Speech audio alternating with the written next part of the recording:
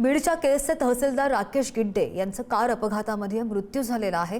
लातूर अंबाजोगाई महामार्गावरील रेणापूर फाट्याजवळ कारचा भीषण अपघात झाला। राकेश गिड्डे हे स्वतःच्या कारने प्रवास करत होते आणि गाडी वेगामध्ये असताना अचानक नियंत्रण सुटून पलटी झाली आणि अपघात झाल्याचा अंदाज पोलीस वर्तवतात।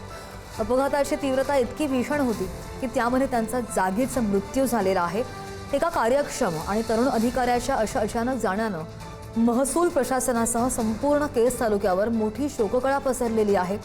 पोलीस या प्रकरणाचा तपास करतात। या संदर्भात आणखी जाणून घ्या आमचे प्रतिनिधी उदय नागरगोजे आपल्या सोबत आहेत। उदय, आपण जे दृश्य पाहतोय किंवा दाखवतोय आपल्या प्रेक्षकांना अपघातासंदर्भात आणि यामधूनच दाहकता आणि भीषणता अपघाताची अंदाज येतो। इतका हा भीषण अपघात आहे।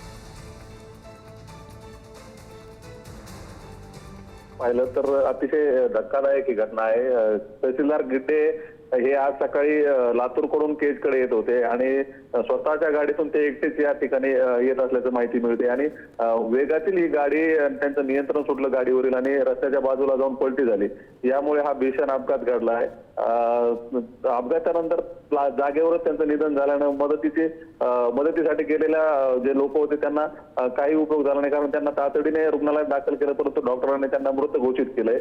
आता हा अपघात नेमका कसा झाला याचा तपास पोलीस करत आहेत सध्या।